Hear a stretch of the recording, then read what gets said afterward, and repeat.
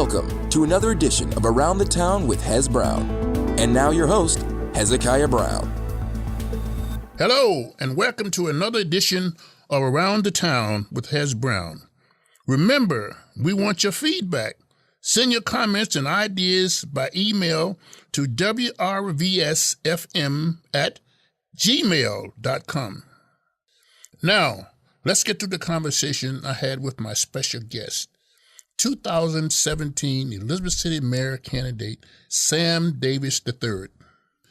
Good evening, Mr. Davis. How are you? Fine, Hezekiah. How are you? It's a pleasure to be here. It's great to have you. Thank you. Sam, we're going to have this is going to be a conversation. It's not anything tricky about this, not anything to trap you, but just so the community will get to know a little bit about you. And obviously, I have said that a lot of folks already know you because you were born and bred here, but there are some people who might not know you. So we want to try to have this conversation so they can get to know who you are. All right? Okay. So, are you married? No, I am not married. Mm-hmm. I am currently engaged. My fiance is Faye Spry from Rocky Mount, North Carolina. Okay. You have children? Yes, I do. I have twin sons, Sam and Cy, who are graduates of Northeastern High School. And I have two grandchildren, Kellen and Adeline, and I have a third one on the way. Oh, okay. Expecting in December. Congratulations. Thank you. What is your occupation? What is your daily duties that you do now that in Elizabeth City? Well, currently I'm a real estate agent. I'm an owner-broker of Sam Davis & Associates Realty. My past experience has been I grew up in my family business of Davis Hardware for 50 years, which this community knows very, very well. It's been closed for about 10 years now, but it was a local gathering spot and a place that you could get things fixed. Mm-hmm. So how do you go from the hardware business to real estate? Well, the hardware business was a business that was being usurped by the big box stores. And it's really, I tell the story about when Walmart moved to town. I had an increase of business for about 3 months. And then all of a sudden, those little knick-knack things that people picked up, like light bulbs and tacks and things like that, they stopped coming in after that 3 months. It was almost like cutting a spigot off. So our business was declining. My father was aging, and I had gotten interested to sell my property, and I felt like that I needed to educate myself on how I could sell my property. So I took real estate school, became an agent, started doing it part-time, liked it a whole lot, and saw that there was a need for another commercial agent in Elizabeth City, and I became that commercial agent. Okay, wonderful. Were you born and raised here in Elizabeth City? Born and raised here. My family came to northeastern North Carolina in the 1600s. We've been here ever since, and I'm proud of Elizabeth City and proud to be a native of Elizabeth City. Mm-hmm. Okay. We are certainly aware, as many folks are aware, that you're running for the mayor of Elizabeth City. Tell us why, and tell the community why you're running for mayor of Elizabeth City. Well, I'm running for mayor because I sense that the citizens of Elizabeth City have lost their trust in the people that are leading our city. They've lost their trust in the way that the city is going. They've lost their trust in the utilities, and I would like to bring that trust back. I think people know that I'm an honest businessman. I've been in business for 50 years in a prior business and 20 years in the business that I'm in now. I know that doesn't add up, but they overlapped. As I said, I did it part-time. And I think people know that I'm a stand-up guy, going to do the right thing for Elizabeth City. I'd like to be the face of Elizabeth City. I'd like to bring business back to Elizabeth City. Our current mayor is an educator, and I feel like that my opponent is an educator also, and I have nothing against educators. I think that we need to educate our citizens, but I really believe that the business needs to be run like a business, and I'm a businessman and can do that.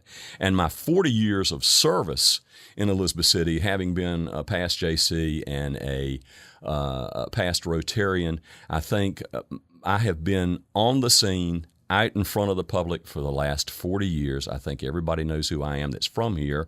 And one of the things I thought about saying is that I know your listening audience would probably hear that in 25 years of being a JC, I helped with the underprivileged shopping tour for 25 years. So there's 25 years of underprivileged children that are out there that are grown-up citizens, and I'm sure some of them have got children, and some of them have got grandchildren that could vote now.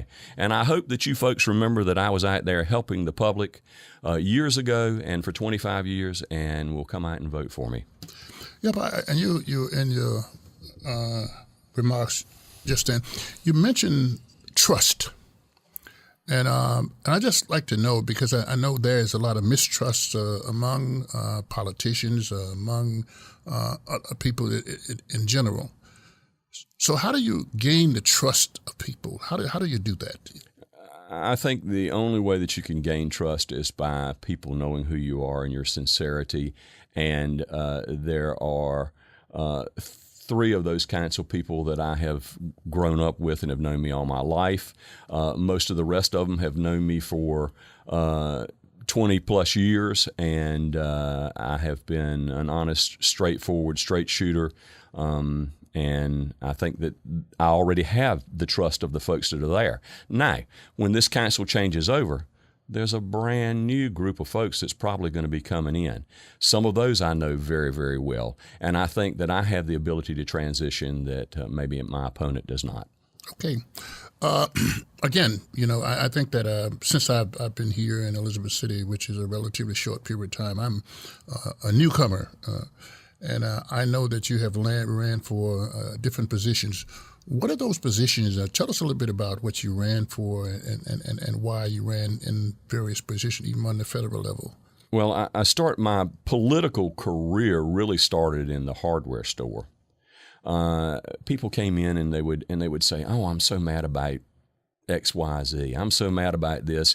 Why can't people change that?" And I asked my father, I said, "Why don't they go do it? Why don't they go change? Why don't they run for something and make a difference?" And he said, "Sam, people just want to talk." I said, "Well, I don't want to just talk. I want to do something."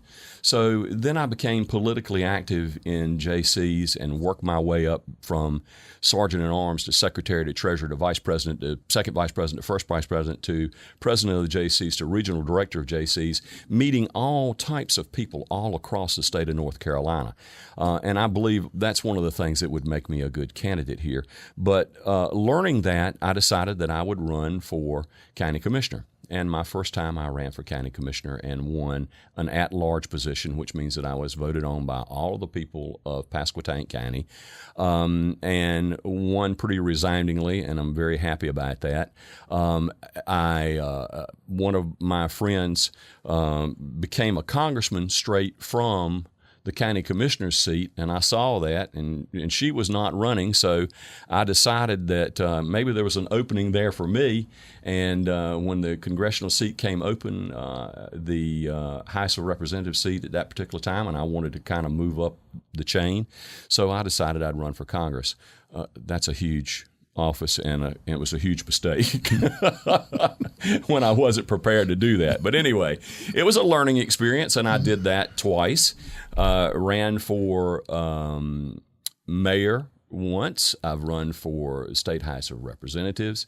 And in all of these things, I've had the opportunity to meet more and more people across the state of North Carolina, make some mighty, mighty good friends, and I think that gives me an edge on helping Elizabeth City, making Elizabeth City a better place, all the way up to the governor's office. Matter of fact, I knew Roy Cooper's father before I knew Roy Cooper. And by the way, you say that you're a newcomer, Hezekiah, but actually I've known you longer than I've known my opponent. You've been on the scene in Elizabeth City longer in years than my opponent's been on the scene. So it's pretty funny. I've known you for a long, long time. Right. Okay. Yeah. Okay, fine. This is probably doesn't really pertain, but it does pertain to Elizabeth City. In terms of the lines that has been redrawn currently, Senator Cook, it appears that he's not going to run for office. The reason I ask this question is because I think this is giving information to the community. And then apparently he's not going to run. And then your opponent who you ran against, Representative Steinberg, I understand is going to run for senator. What do you think about that, from your perspective? And if you elected mayor, how will this affect us? Well, I think Senator Cook, I was no big fan of Senator Cook's. I'm no real big fan of Bob Steinberg's. And I think some of the laws that they have enacted have been negative for Eastern North Carolina, negative for Elizabeth City State University, and I am not happy with some of that representation. However, if Bob moves up, the lines are going to be completely redrawn. Matter of fact, there's already a map out there that's showing a completely different district, and we're not sure what that district is, but I will assure you that the state Democratic Party is challenging, and the NAACP is challenging the current gerrymandered setup that there is, and they're also challenging the new drawn lines. So as of right now, all of that's up in the air, Hezekiah. Nobody knows what's going to happen. I don't even think they know what's going to happen. And the court is certainly saying that what they've redrawn this time is not right, and that may change those districts totally and put Bob back in the same place he was, and I think it's just too soon to tell. Mm-hmm. Let's just say this. I have been involved in politics over close to 50 years. I've worked along the lines on the federal level, the state level, the presidents, and all those things, And the reason I think I got involved is the same reason you had quoted earlier. But there has to be some things that make you run for office that you're passionate about. This is why I want to run for mayor. This is why I want to run for Congress. This is why I want to run for state representative. What are the issues that you're passionate about, from your perspective? Well, first of all, I love Elizabeth City. I am passionate about Elizabeth City. Being from here, I'm passionate about Eastern North Carolina. I got a second chance in life to get a degree at Elizabeth City State University. I'm passionate about Elizabeth City State University. I'm passionate about the downtown waterfront. I'm passionate about the downtown.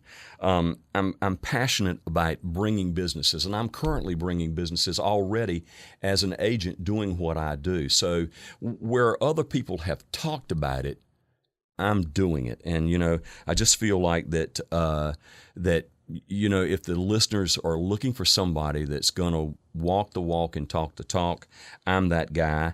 I think we need a face of Elizabeth City that's a positive face of Elizabeth City, someone that wants to bring the harbor of hospitality back. I get so upset, and I'm so very, very passionate. And somebody said it again last night at the forum, the harbor of hostility, and it makes me so angry because we do have that thought process going on out there, and I want to change it back to the trust and the harbor of hospitality and the smiles on the citizens of Elizabeth City, knowing that they can call me. And, my cell phone number is on every real estate sign I've got in North Carolina.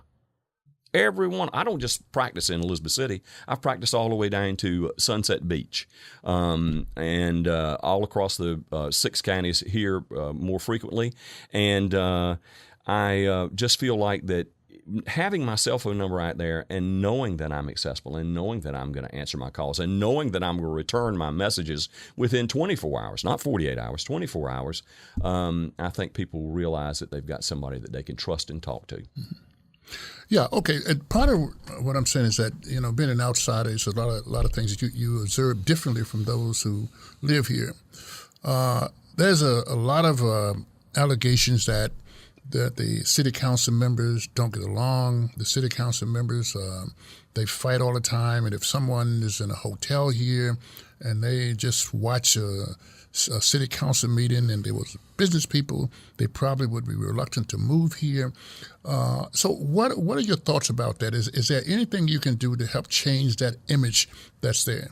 Well, I think, first of all, we have to realize that we're going to have a brand new dynamic. No matter who wins, we're going to have a brand new dynamic on the city council in Elizabeth City and with the mayor. So hopefully that's going to change the bickering and the fighting that's going on, because right now we have a situation where Several city councilmen don't trust the mayor. We have a situation where several city councilmen don't trust the other city councilmen. And there's going to be a need for a unifier, and I feel like that I'm the person that can unify that, but, we won't know all of the details until we have a brand new city council, which is coming up very quickly, by October the 10th. All right. Let's pause for a moment. We'll be right back with more Around the Town with Hez Brown. Elizabeth City State University promises to be the most affordable choice for a high-quality university education. The North Carolina Promise Tuition Plan will reduce the tuition cost of attending ECSU to only $500 per semester for in-state students. It all begins fall 2018. Learn more online at ecsu.edu/NCPromise. Elizabeth City State University. Come to discover, leave to conquer. You are now listening to Around the Town with Hez Brown. Welcome back to Around the Town with Hez Brown. My guest today is Sam Davis III. One of the issues I think that's driving and have driven really individuals to run for office, and that is the problem with the utility bills, the cutoffs, and all those things. Do you have a plan to kind of straighten that situation out? Yes, I do. I think that first off, we need to bring some understanding to the citizens of Elizabeth City, and we need to show accountability for that mistake. I really believe that with a brand new city council, it's going to take a month for all those new people, because some of those folks have never served if they win. It's going to take a month for them to understand exactly what's going on, exactly what we can and we can't do. But I think that the whole issue is restoring the trust in the citizens of Elizabeth City. And once we get a new city council, we can decide if we want to move forward with a new system. We can decide if we want to keep the old system. And if you were at the forum last night and you heard both sides, I mean, there are certainly differences of opinion in all of those city council people. But I believe that all of those folks have got the right answer. We need to listen to all of them, take what works best, and make it work for the citizens of Elizabeth City. Let me just ask this question. Obviously, there are times when things happen, and this is it's been a crisis with the utility. It's been a debacle. Yeah, and when crises come, people come out of the woodworks. They come every place else because sometimes they're personally affected by what takes place. And I think that's what's going on with the utility. They have folks who have been hurt or personally affected by this. And I think that's a major issue that's going to resonate right into the next term. And I just have this question to ask, or maybe have you explain. Have you really took a look at the situation to say, well, this is what I think should happen, this is what should not happen, this is what did happen? Have you looked at it and tried to unravel this thing a little bit so when you walk into office, you got the right stuff? Not only have I looked at it, I've been personally affected by it. I actually had my bills were on automatic debit, and they stopped the automatic debit. And anyway, to answer your question, yes, I have looked at it, and I have been affected by it. And I think that some of that is understanding what happened and the changeover. I really believe they should have had an expert doing the changeover. Sometimes when you try and do things cheaply, you get cheaply. And they didn't try and pay somebody to understand exactly what was happening to make sure that change was done.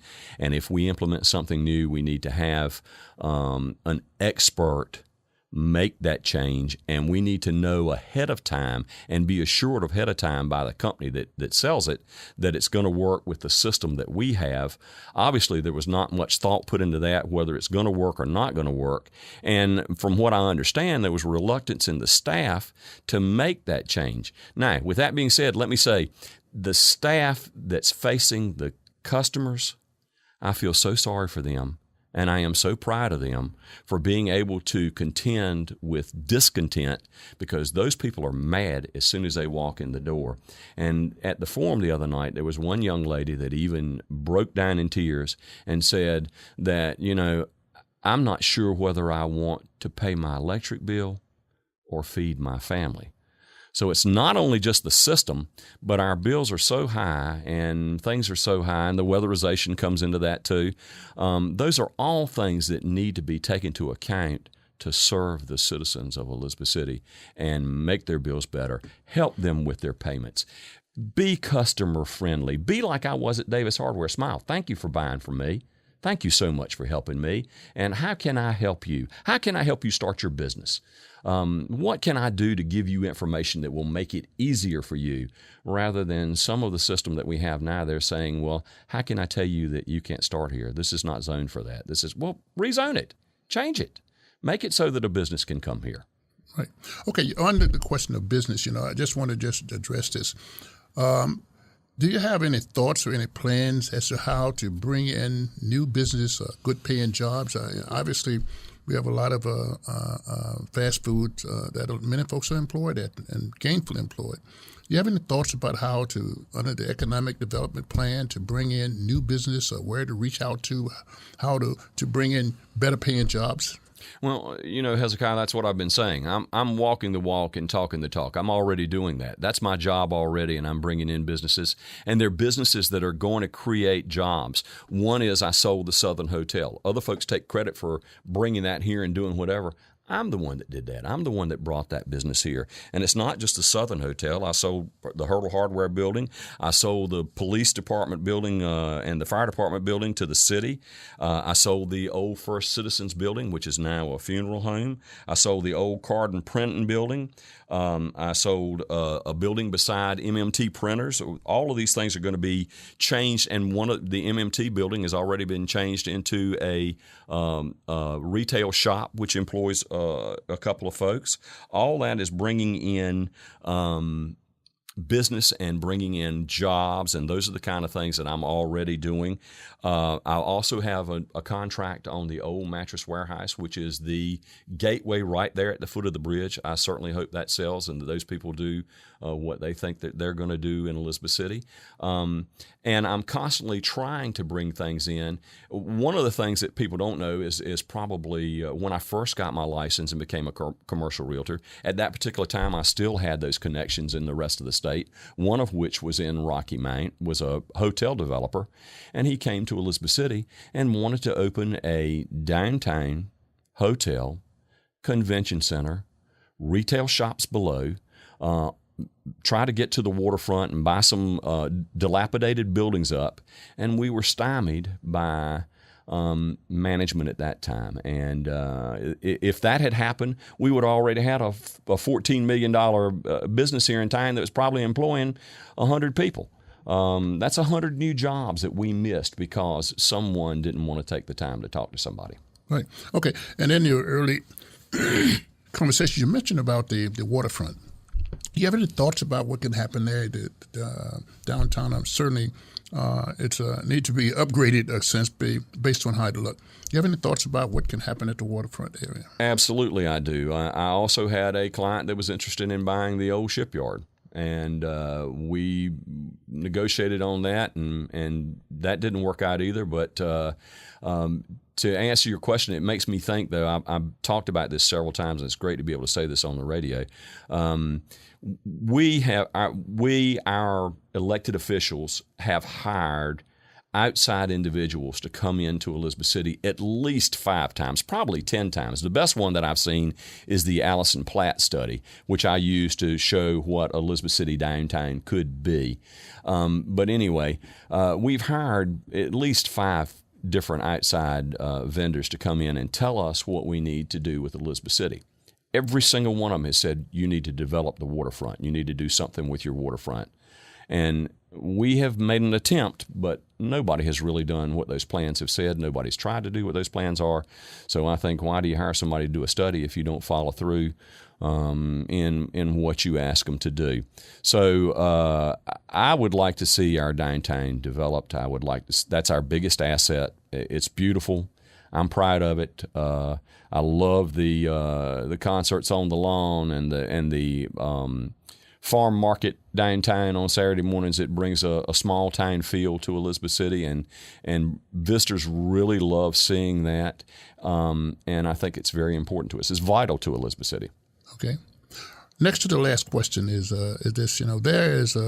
Has been a lot of talk, and I've heard a lot. I'm sure you've heard a lot in regards to things for children to do, youth to do. I hear so much. Well, it's nothing for the kids to do in Elizabeth City. Yeah, I'm sure you've heard that. So do you have any plans for that or any thoughts about that? Well, certainly I think we need to take into account our students at Elizabeth City State University, our students at Mid-Atlantic Christian, our students at College of the Albemarle. I talked to Mr. Elizabeth City State University the other day, and he was talking about that there was nothing for the kids to do or places to go out here, so we need to try and find someone that has some kind of venue that those kids can have an outside event location where they would feel comfortable going and it wouldn't cause trouble and they could enjoy themselves and feel like a part of Elizabeth City. And I've also tried to help with those businesses too, trying to get them started, and have been stymied sometimes by the city of saying that it brings trouble into Elizabeth City and we don't want those things here and so on and so forth. But I believe that the Splash Park is a great attempt to give the kids something to do. It's a small park, but it's very, very nice. I think that we need to work on some venue that is technology related so that our kids have got the chance to get on the internet, be able to entertain themselves on the internet, but at the same time learn something.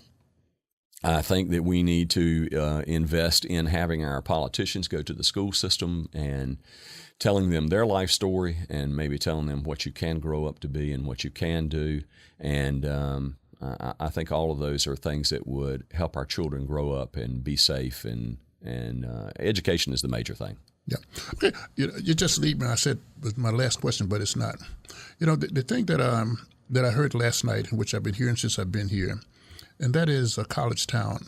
This is probably the only city that I've gone to, been involved in, that they don't take advantage of the college town aspects of it. Do you have any thoughts about that? Well, to give you a business perspective of that, my 50 years of growing up in the hardware store, one of my largest customers was Elizabeth City State University. So Elizabeth City State University fed me and fed my family and put my children in college and put me through college. So I have a strong feel for that. I know how vital this university is, how vital Mid-Atlantic Christian is, how vital COA is, and how vital our school system is to the business of Elizabeth City. So does this need to be a college town? Absolutely. Do we need to promote ourselves as a university city, college city, a city of higher learning? And that's something else I talked about last night too. I'm tired of people saying that we don't have a trained labor force here, because we do. Obviously, we've had, when the Ford plant was going, we had trained laborers there. We had, the shipyard is still huge. We still have trained laborers that work at the shipyard. So we've got them that work at the Coast Guard base. We need to enhance those things too, and teach those kids how to find a job and be productive. But yes, we are a college. We're already a college city, a university city, and we need to promote that. And I made that comment last night. It's taken us 50 years to become a Coast Guard city, and we've been a Coast Guard city forever. So we need to promote. Last question. I guess many folks might not know. You did allude to that when you first sit down. You talked about being a mighty Viking, and that you graduated from Elizabeth State University with a business degree. Tell us a little bit about your experience when you were attending school here. Oh my gosh, it was a wonderful experience. I was a new father And going through that period in my life where I had all kinds of things to do. I was coaching soccer. I was working at the hardware store. The lucky thing is that I had the opportunity working for my family that I could leave for an hour and come to class. But as a non-traditional student, I was offered the opportunity to take what I started college in 1970 at the University of North Carolina, and I was a pre-med major. And obviously I was not cut out to be pre-med because chemistry tried to kill me. But anyway, coming back, I told my father, I said that, I'm not going to make med school. I didn't like all that. And I said, but I could go to pharmacy school. And he said, well, why do you want to have a pharmacy when you've already got a ready-made hardware store? And at that particular time, it was a good thought. But with the business starting to wane, I had the thoughts that I needed to show my children that a college education is important. I need to lead by example. And so I came back out as a non-traditional student. I worked very hard. I had some very hard professors that were out here that were wonderful. That I saw both of the Oriakus the other night at the Chamber of Commerce thing. They're both friends and good folks. Dr. Diananan sticks out in my mind. And I had, I'm having a senior moment, and I can't think of my professor that was the Pakistani, but gosh, he was a wonderful guy. And he was one of those ones I tell people all the time. I said, when we were talking about taxes, he'd say, what would a one-eyed, one-armed man with his leg cut off in a wheelchair, what would his tax deduction be? And we would say, we don't know. I was still a kid too. And he would say, look on page 48. And sure enough, there it was. And he had the answer. I mean, he knew it by heart. Yeah. He also was one of the ones that made the comment that, Americans take their freedom for granted, and we should be thankful to pay taxes. You should have seen those young kids' face when he said, you should be thankful to pay taxes. It looked like, they'd been blown up by a bomb. But he's right. We do need to be thankful for where we live and be free. And we need to be thankful to be here in Elizabeth City. It's a wonderful place to live. Okay. That concludes our conversation. Mr. Sam Davis, who is a candidate for mayor of Elizabeth City. Early voting start when? Starts tomorrow. 8 to 5 tomorrow, and runs through the weekend of October the 7th, I believe is. And election is October the 10th. That's right. And what we do here is we encourage everyone to go out and vote. Everyone to exercise your right to vote. Mr. Davis, thank you so much for your time, for coming in here. It's been a great conversation. Thank you very much. Thank you, Hezekiah. Okay. Thank you for listening to Around the Town with Hez Brown, recorded and produced at WRVS-FM Studios on the campus of Elizabeth City State University. If you are interested in becoming an underwriter for this show, call 252-335-3985.